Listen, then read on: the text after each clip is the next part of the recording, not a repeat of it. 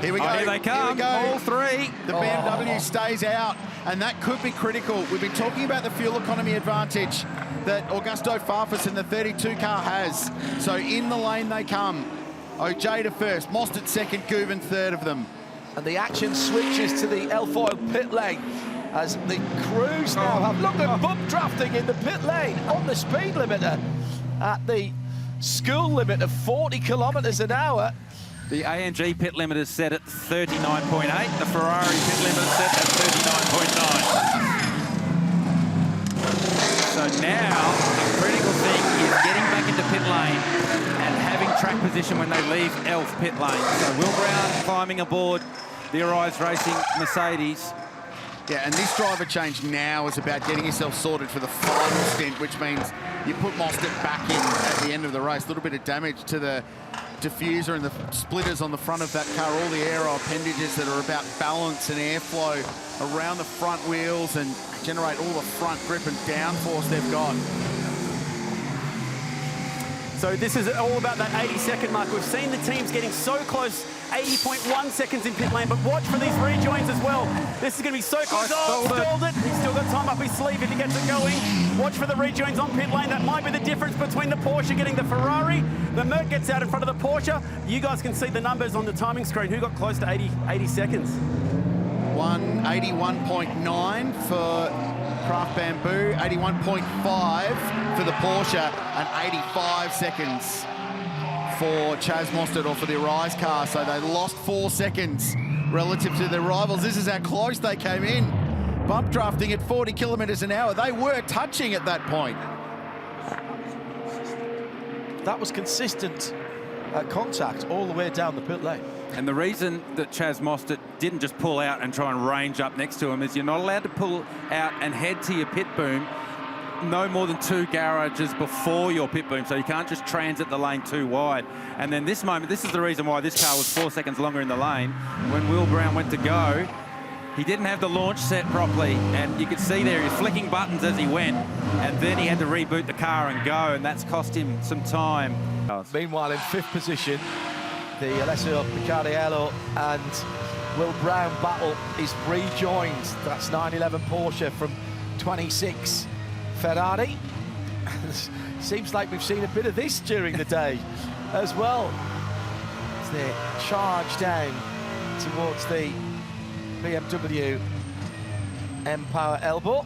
Will Brown on a bit of a redemption drive at the moment after stalling it, leaving the pit box, allowing the Porsche of Picariello to get in front. So as a race car driver, that just grinds at you. You know you've made a mistake. You know you've cost the team some track position. So it's important not to try and get that back straight away, but there's an opportunity rising now as Brown ranges up on the rear bumper of the Porsche as they head down into the chase. And Picariello's not going to, he didn't wake up late. He knows what Will Brown was up to. So Brown just needs to keep the pressure on as he does, leaving the chase. Picariello defends. Brown was gonna send it, but Picariello ripped the stamp off, said, no, you don't. That was the Jules Gounon move from earlier on, where he went left, right, left again, but they couldn't get the cutback coming out of Elf Murray's corner to get it up the inside at T1. That's magnificent stuff. There's a lot of trust between those drivers. Now, not so much in the last hour. Fair point, yeah. Yeah. 3 hours and 30 minutes on the nosy. 2 more pit stops for some of the field, 3 for the 2 at the very front.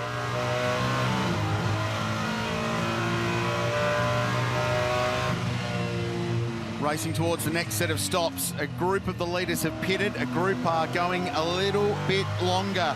So there were 2 strategies unfolding in this race. Jules Gounon leads, needs a pit stop and stops now.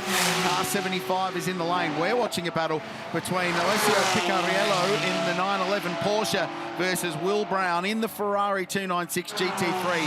They're fighting over 5th and 6th place. It'll be net 2nd and 3rd potentially. Ooh.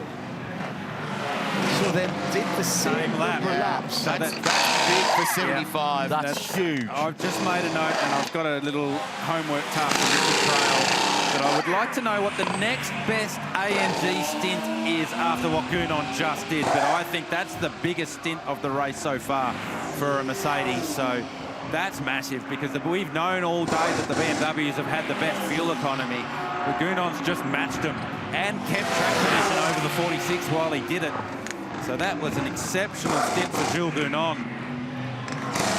As they bolt Lucas Stoltz into the car, four brand new Pirelli tyres, a tank load of fuel, and they'll send him on his way. Yeah, that could be among the defining stints of the race in a weird way. We talk about that in Gounon in the past for driving amazingly and so quickly and relentlessly, but that one was going as slowly as he possibly could while still being competitive. This is important. This is important.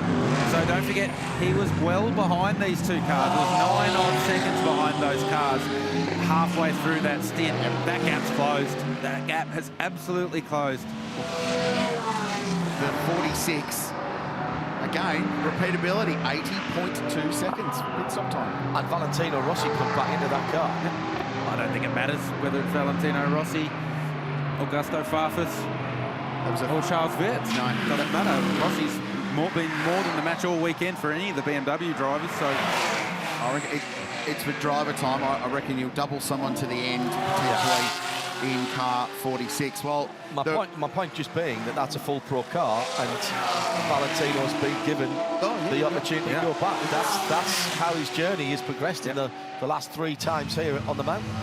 So Picariello now coming up on lap traffic as they make their way to McPhillamy, and Picariello sneaks through. Will Brown had to abort. He was thinking about going through as well. And wisely, Will Brown backed out of that one, went back a gear, waited, and then made the move up to the skyline. Well, now this battle, just a little bit of a sting taken out of the Porsche versus Ferrari battle. We can continue our journey through some of the airfoil slick passes of the day.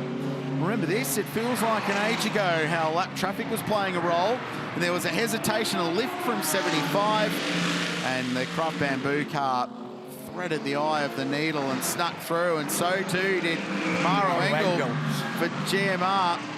And the Technicolor Dream car worked its way past, and 2 in 1. Lucas Doles dropped 2 spots, and Jaden Ojeda gained a couple. So that was our next edition of the Elf Oils Slick Pass. And just to answer Garth's question, have we seen any other Mercedes run as long as that 34-lap stint? The answer is yes. Car 77 did it on their 4th stint today, and car 888 laid down a 34-lap stint with Grenier in the car, and that was their 1, 2, 3, 4, 5, 6th stint of the day. Were they all green? That was, I think maybe that one was for the 888 car. Yeah. I'm unsure about the 77 when they ran that one in their 4th stint. Thanks, Chad. As an Audi driver, and then early days of the GT3 era. Yeah, and then set up the team as Will Brown's got to this battle pack again with the Porsche. What about a pass at the chase? Is there any option there in the Scuderia Auto Art chase? No. And Picariello is making this very, very hard. It's for 3rd and 4th position. There's still 3 hours and 20 minutes to go in this, but it feels like a little bit of an audition for what we're going to have in the closing stages of this race. In the middle of the corner there. He really stood him up in the middle of the corner. Well, that lane change was that late for Picariello. He really should have used his indicator. So Will Brown just trying to position Picariello's Porsche to get him out of position at the bottom end of the track here. So the run out of Forest Elbow down into the chase. He's trying to get the Porsche to defend more heavily, so then he can create a switchover type pass coming out of the final corner. And he's too far back to get the job done here. So now it's all about staying as close as he can to the Porsche across the top of the mountain and have another crack when they come down Conrod next time. All right, Jules Gounon, we were looking at your stint, and we reckon it's tied with the longest stint that we've seen from a Mercedes so far this race. Fuel save was the goal? Yeah, luckily I came from Daytona where we fuel save all race long, so it was pretty easy to do, but it's annoying when you're in Bathurst, you want to push, and now we have to fuel save. We are trying to save a stop for the end. I think the 46 is doing the same as us, but it looks like the BMW are able to save much more fuel than us. The 32 is fuel saving 2 laps like us, but they are still in the lead, so we try our best, we gamble, and sometimes the mountain will reward us, so let's see. Yeah, you've done this long enough. You know how this race works. Just got to stay calm through the first, effectively, 11 hours. How difficult is it to pace yourself? Yeah, it is difficult. You need to push. We had a few contacts at the beginning of the race, which blocked some air vent in the car, so it's quite hot in the car. It will be difficult at the end of the day. But when you train at home hard, it's for those moments. It's a privilege to be fighting for a win here. So I hope we will be in that fight, and then we just send it. If it's hot in the car, then I don't know how you look so cool. Good job out there so far. Good luck the rest of the way. Thank you. Such a lovely bloke out the car, but you don't want them in your rear view mirror. And at the moment, Picariello knows that Will Brown's in all of his mirrors. Door mirrors, rear view mirror, other side of the door mirror, back down to the final corner again. Not so much of a defence there by Picariello. Gets out the corner a little bit better. This is the battle for third and fourth we're talking about. And we've got traffic again as they come up on the bronze second place car. That's the Audi number 9, the Hallmark car. Trying to stay out the way. The Porsche wants a little bit of a tour if he can get it, and has got it. Now Mark's experienced enough to try and stay out the way, which he does, and he lifts out. That's smart driving, and that's considerate driving. Absolutely, you're 100% right there, John. Mark Cini doesn't need to get involved in the middle of this battle. And I think Will Brown's best play here is coming out of the chase, not trying to fake to the inside, but actually get to the outside lane and hold Picariello tight, and then cross him over as they come out of the final corner and try and get the pass done down the front straight into turn 1. So he's had a couple of variations of a go, and I think that's his best play, but he's got to get up side by side so Picariello can't come across and take the traditional racing line into the final corner. Arise Racing GT, an engineer that's been intrinsically linked with Chaz Mostert's racing career across a couple of supercars teams, and a lot of his journey stepped back from the supercar side of things. But his Sam Scafaldi, his supercars engineer now, is working on the Method Motorsport cars. So Chaz is here. Contact between the Porsche and the Ferrari. It's not affected anything. If anything, it's probably cost Will Brown a bit more. I was just about to say, unusually, I think the back end of that Porsche was moving around a little bit, particularly under braking. It was looking a bit lively, but they're on fairly full fuel loads. There's defence again into the chase. Now, this is where Will needs to be cool, calm and collected and try and get the overlap. Yeah, so he's a bit taily coming off the chase that lap, so he's not close enough to Picariello to actually hold him tight. So Picariello didn't really even need to defend that hard into the final corner on this lap. So a scruffy back end of the lap for that one for Will Brown. That contact, a very light contact up at Forest elbow, just unsettled him more, and then he's lost the rear into turn 1. So Brown having a big push, and Picariello just absorbing this pressure right now as Brown's starting to make a few mistakes. It looks intense and full of energy, but the lap times don't reflect that. That's because they're defending. Well, yeah, but even Lucas Stoll's behind them. Last time around 6.5, Valentino Rossi 5.0. I wonder whether Stoltz got that lap traffic with Mark Cini potentially. Potentially. Well, let's see what they're like the next time by. How hard was this hit up at the BMW elbow? Yeah. Just got him just before the turn in. Yeah. Actually helped rotate the Porsche nicely. Yeah. I still think there's a genuine concern about those cars that we're just talking about on that alternate fuel strategy that are running a little bit longer, that are in a better shape, and that's 46 and 75, in particular 75. Jules didn't sound too confident. No. But I think they're in a reasonable position. But like Jules said, track position is going to be king. He said, well, the 32 car can go 2 laps longer like we can, but they're in the lead of the race. They're 20 seconds to the good. So the lead car, the number 32 for WRT BMW. The cars Crosby's talking about, the 75 in 5th position is the 75 Express, the metallic bronze-coloured car. With at the moment Lucas Stoltz behind the wheel, and Valentino Rossi plugged back in to the second of the WRT cars in 6th position. And that's the number 46, the white, lightly coloured car of the two from the Belgian team. Porsche howl through the Pirelli speed cam down there at the chase. The Ferrari's not short on straight line motivation. It's routinely 5 or 6 k's an hour through the speed trap, which is just before the point they move across to the left-hand side and turn the car in for the king. but there's a little bit of aero assist happening there as well. Yeah, the BMWs aren't backwards and coming forwards. On his own, Kelvin van der Linde, 273.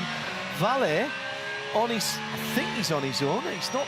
No, he is. Yeah, he's 6 seconds back, so he's not getting a tour from Lucas Stoltz. 272, those BMWs. Remember, that's the 2024 car, not the Evo car, which is even a little bit more aerodynamically efficient.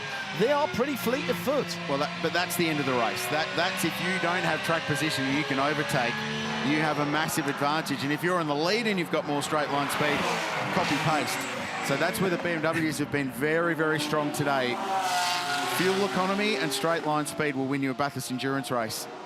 Remember back to the Meguiar days with Theo. Yep. That thing in a straight line. When he pointed that, got that thing straight and pointed it up the hill, it boogied up there very nicely. And once they did that, got the track position, they weren't coming back on by. So Brown, you beauty. Absolutely flinging it across the mountain. I'm not sure they would have said that in the Arrives Racing Garage, the same as you, John. Well, it got me leading forwards, I tell you. I haven't used all of the seats for quite some time here in the Global Broadcast Centre. It's been absolutely riveting on so many levels. When I first started being involved in sports car racing, it was all about the strategy. It was all about who was going to hit the go button when. Pretty much nowadays, we have a race from start to finish. Now, it might be a little bit of fuel save, but there's still racing going on at that point.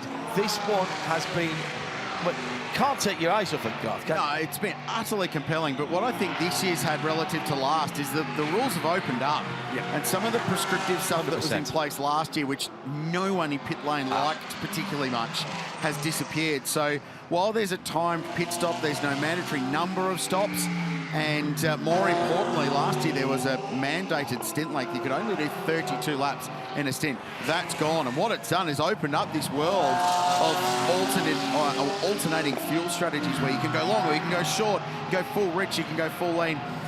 It's opened this race up. And yet we still get awesome wheel-to-wheel racing. I think there might be a radio issue for the 36 Arise Racing GT Ferrari because the man with the pit board keeps walking out to the wall, dangling the pit board over, coming back into the garage, changing the number slightly, going back out to the wall. And the truck has suggested to me that maybe he's just a mechanic who's slightly bored, but I tend to think it might be a radio issue. Okay. Yeah, try to sell that one as well. Well done, Shay. See what did I tell you? She absolutely sees through them all. Will Brown, top of the mountain. There's not an awful lot left in terms of headroom to go any quicker. They're absolutely throwing it.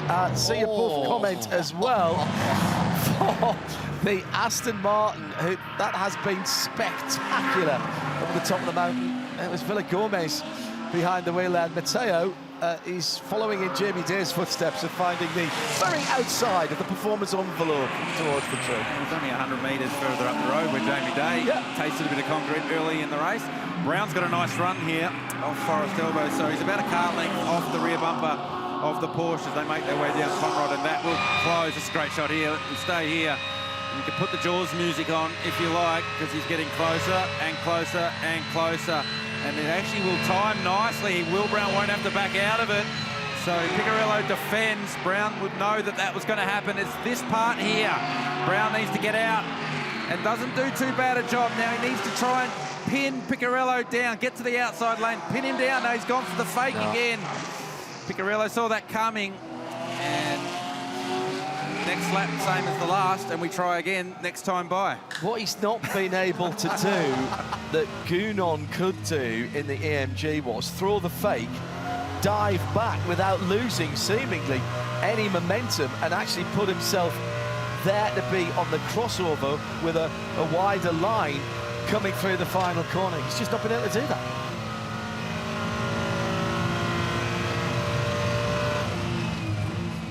Transposition's a unit, isn't it? Oh, yeah, totally. What I love almost more than anything about this race is that we know Will Brown is an unbelievably good racing car driver.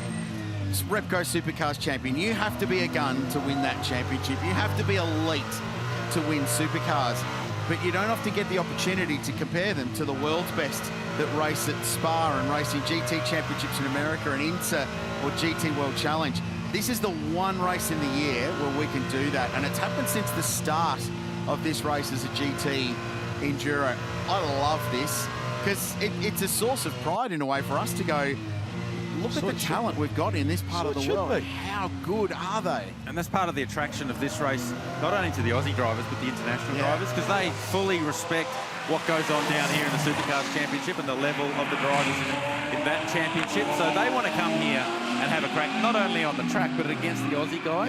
And then for the Australian drivers, the ability, the opportunity to go head-to-head, to your point, Rich, is mega. And it's such a way to measure where we are at with the Australian drivers.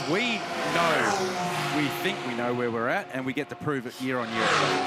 And we've always known that the best in the Supercars Championship down through the years can go door to door with anybody. But has the change in the Supercar technical regulations that has brought the cars more towards a GT3 alike type of thing, has that made a difference? Oh, if anything, the more recent generation of cars probably gone further away from a GT3 car from a downforce perspective. Right. Less downforce in the supercar now, but doesn't change the intensity of the race. No, absolutely. And I think that's where the supercar drivers get better year on year, is just the intensity of supercars somehow gets more and more intense every year. And then you plug them in a car with grip, with traction control, with ABS, and you can drive it so much harder that the intensity level's great, but you just go faster while you do it. And the other new tactic, by the way, from Will Brown. Started flashing the headlights 2 laps ago. That'll work. The other thing about it is it works the other way, is that we get a chance to see guys like Kevin Estra come and drive the Grove Racing like he did, which is great. I pay all the money in the world to see Jules Gounon in a supercar in October. That would be worth the price of admission alone to the great race. Surely something.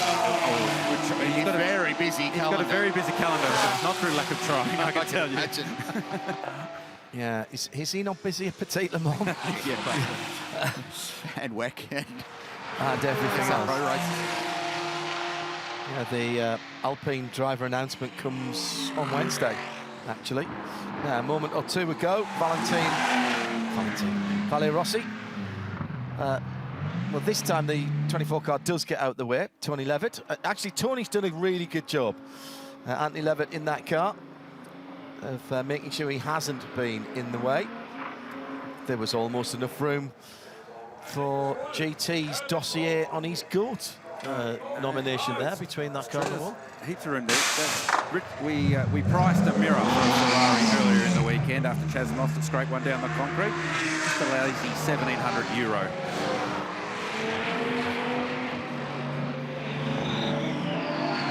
Battle for third position as we move towards just 3 hours to go in the last quarter of the 2025 Meguiar's Bathurst 12 hours. The intensity has not dropped 1 inch, millimetre, centimetre, however you want to measure it. We are still turned right up to 11. Alessio Picariello in the black and gold number 911 Ben Motorsport machine, heading up the mountain, the Absolute Racing car, excuse me. At the front of the field, Kelvin von der Linde with a relatively comfortable 7-second lead, has been hitting his fuel numbers that have been communicated to him, and that BMW, it's got the holy trinity. It's consistent, it's fast in a straight line, and it's efficient. They have really nailed it for that car.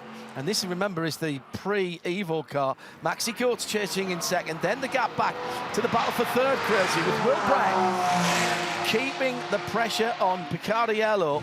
This has been an incredible couple of stints from these two guys. All 4 cars remain contenders, but so too Lucas Stoll's 75, who's now only 5 seconds behind this battle pack. So he's catching them up, and remember, he's on a slightly different fuel strategy as well. So he's going to push longer into the race.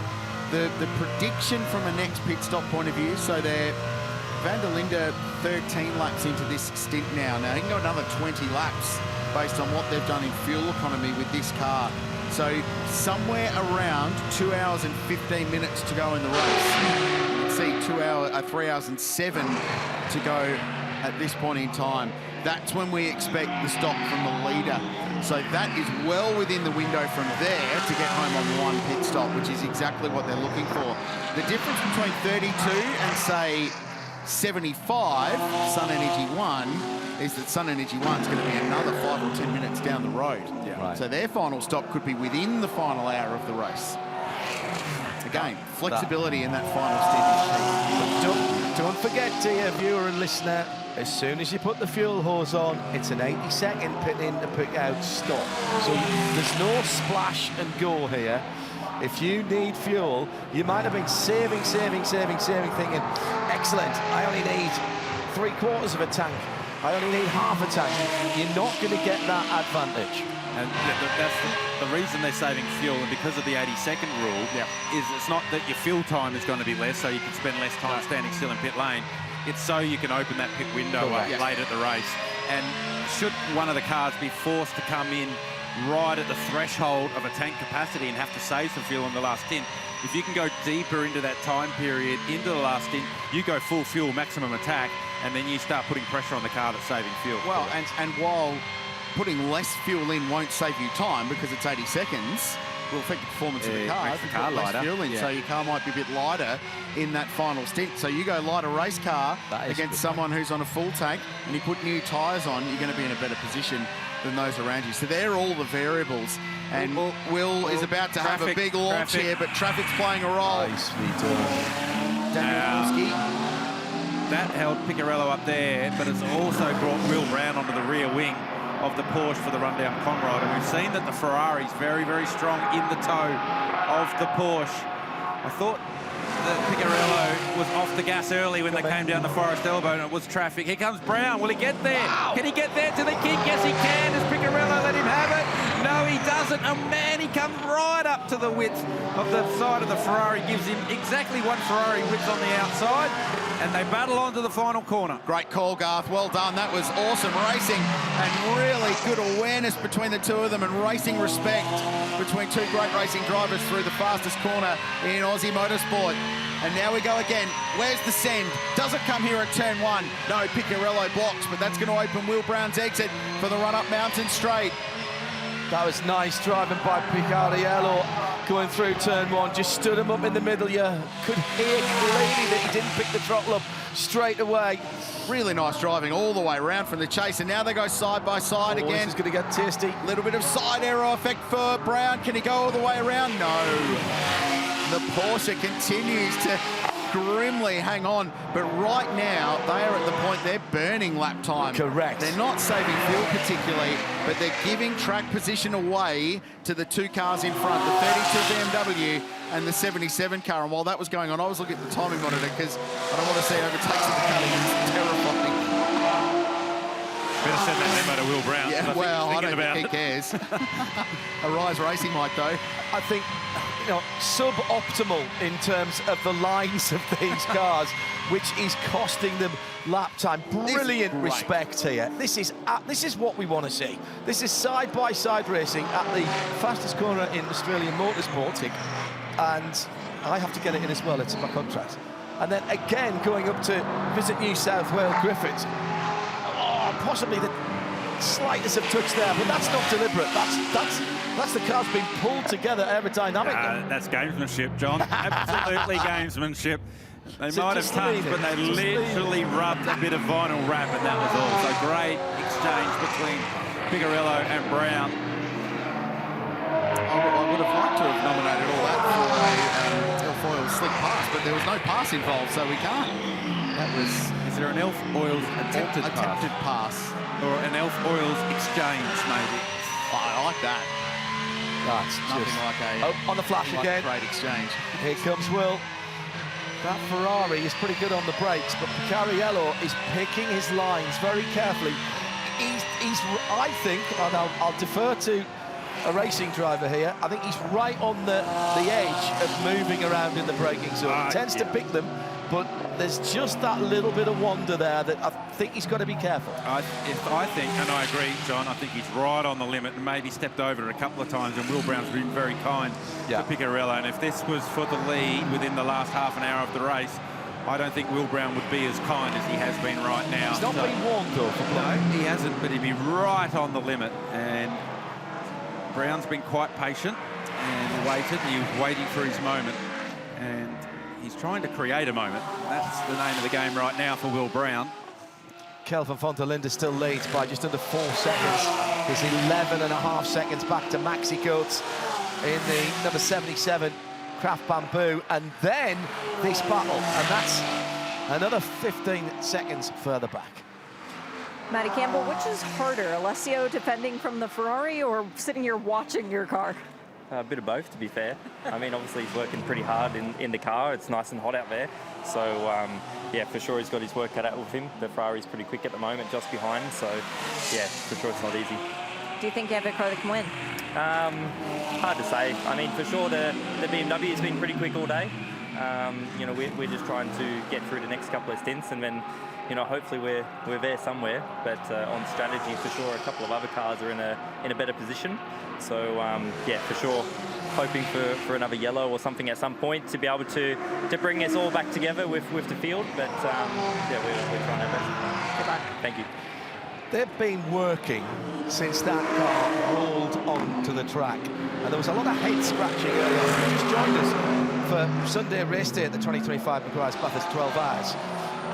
That absolute squad and its 3 drivers, Garth, have been up against it, maybe slightly too strong a phraseology, but they have not had a car that they were delighted with at all this weekend. There's been a lot of furrowed brow in that garage at the conclusion of practice sessions and qualified session. A lot of scratching their head going, we're not where we need to be.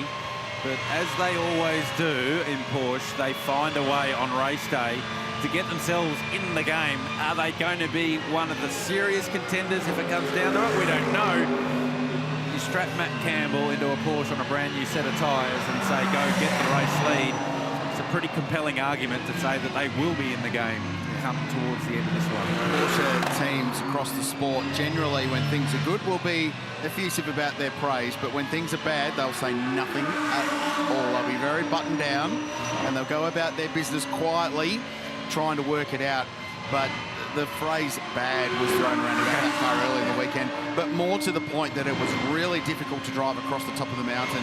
The car started the weekend really taily. The rear end was trying to overtake the front, so lots of oversteer, and they've been working hard on that all weekend long. And it's clearly a much, much better thing now over a race distance as opposed to one lap pace, which ultimately what this weekend is all about. And qualifying is incredible here, and we love it to bits, but it's now that's the money for today. So it's better. We're not going to know if it's a good thing in an arm wrestle for the lead of the race, but what we have learned in the last half an hour or so is that it's going to be very, very, very difficult to pass one way or another with this 31-year-old from Belgium who has put on a great show, defending off from the great young star from Toowoomba, who is a superstar of our sport in this part of the world. Whatever results these 2 cars get, these are the defining stints, aren't they, right now, in terms of how high up the field that they can get. We love to see this. There's just been no let-off at all here. Yeah, right, I agree completely. Right up to the point when someone does something magical in the final hour, which we've seen before. Don't forget Will Brown having to work pretty hard right here because he stalled the car and lost that track position from Picariello at the start of this stint. So Brown trying to find a bit of redemption for his team also.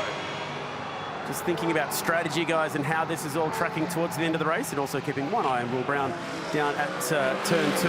Now, Crazy, have you been given a number or starting to think about a number as to where you think this race is going to finish? I don't mean 5:45 plus a lap. I'm talking about how many laps we're going to get in here today. That was going to be my obvious answer for you, Jack. Yes. Well, they're going at, it's somewhere around 290 based on the current race pace and a long green flag run at this point. Because the number I'm hearing up and down pit lane is 308 laps. Yeah, Okay, so what's happened here is the pace has gone so dramatically up and we haven't had a safety car for a while, but if we stay green, we're going to expect to see anywhere between 306 and 308 at laps.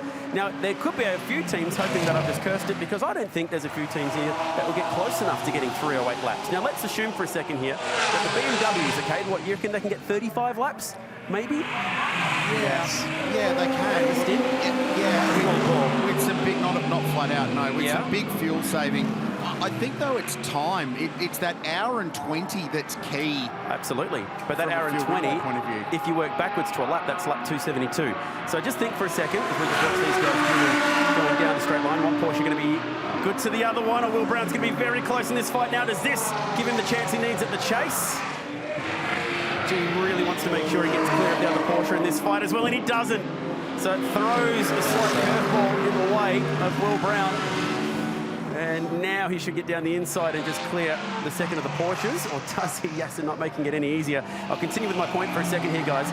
At 35 lap stints, car 32, the race-leading car, gets to lap 307. So if we go to 308, they could be a lap short. Their teammate is 3 laps to the good because of their later pit stop. Remember that last time that they came in after the penalty and just decided to fill up? That's been the game changer for them at the moment. Car 75 on fuel at 34 lap stints, because we haven't seen them get more than 34 today, gets them exactly to lap 308. Team car 9-1, you are receiving blue flags. Car 9-1, you're being receiving blue flags. Yeah, Chad, that was race control just talking to Yasushiki in behind the wheel of the 91. Good officiating, that. Really good. I get your point, Chad. They're pushing as far as they can into the race, but I still think the time is as critical as the laps. But what it does is the pace builds is your length of your stint shortens. So it's now making sure your final pit stop is maybe 70 minutes out from 5:45 p.m. local time, rather than 75 or 80 minutes that the BMW's been doing. Yeah, and so cars 26, that's the Ferrari, 911, the Porsche, and 77, the Mercedes, they all pitted together, didn't they, on lap 201. If you give these guys 34 lap stints to the checkered flag, they are 5 laps short. On 308 laps. I'm going laps, you're going time. I get the feeling there might be a reckless BX lager. Just enough room. Here's Will Brown. Picariello, the McLaren changed lanes on him.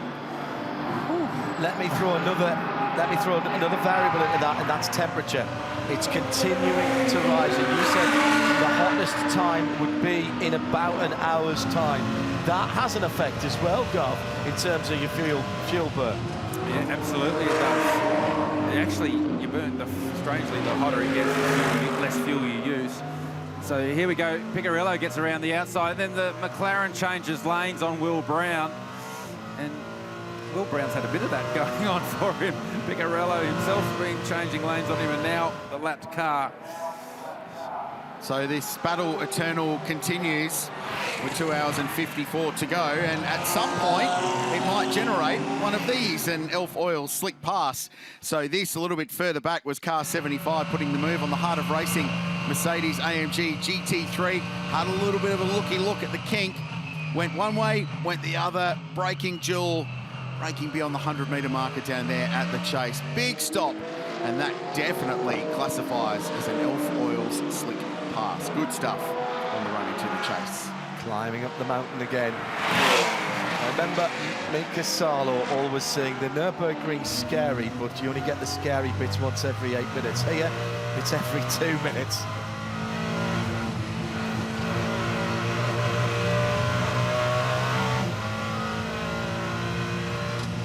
Will Brown, he's like a dog with a bone on this battle. He's just taken 2 tenths out of Picariello again as he tries to close to the rear bumper of the Porsche after being held up from the previous lap with some lap traffic.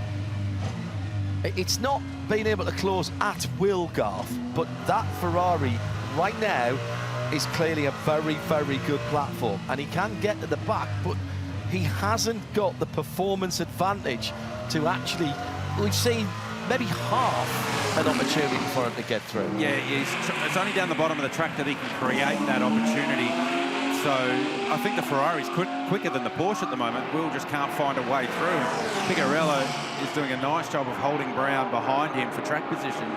They just crept up on it all weekend long, and really workmanlike performance throughout it. I spoke to Josh Hunt, he's one of the co-owners down there, former racer, and they were really proud of the team they've pulled together, and sent a message earlier in the day saying it was Mateo Villagomez's first race in a GT3 car, the young man from Ecuador, and he's been really good. And I think it's fair to say, and Aston Martin signed him as part of their academy for a reason, clearly, but Jamie Day, he is the GT star of the future. Oh, Picariello! He's off! He's finally blinked, and it was without pressure from Will Brown. We heard the tyre shudder in the background, so is the track temperature coming up now to the point where it's starting to affect car balance? We heard it, Mercedes and Maxi Gox up at the cutting on the previous lap have a big tyre shudder, and I just heard in the effect mics Picariello, as he went through the final corner, had a tyre shudder himself. Boulder wide, Will Brown, thank you very much. He'd been working his backside off of what feels like hours, and ultimately it was given to him by a mistake by the Porsche. Got to get his head back in the game here, Picariello. Don't try and get it all back in the next couple of corners. Now he's also got to think about what's going on behind him, coming down to Elfoy Burries here. Yeah. So just tried to carry the apex speed. Got what we call over-rotation, where the front stuck but the rear couldn't go with it. That was the tyre shudder that we heard in the effects mics. So watching as he turns in, that's all okay. Just tries to carry too much apex speed. The rear gets away from him, and that carries him out wide. Will Brown, thank you very much. This is on board the number 26 Arise Ferrari, and you can just see losing the rear in the mid-corner. That was the tyre shuddering, where it's gripping and releasing, and it just sends him out into the gravel. Oil slick pass as it happened, as the Pro-Am Arise car is in the lane.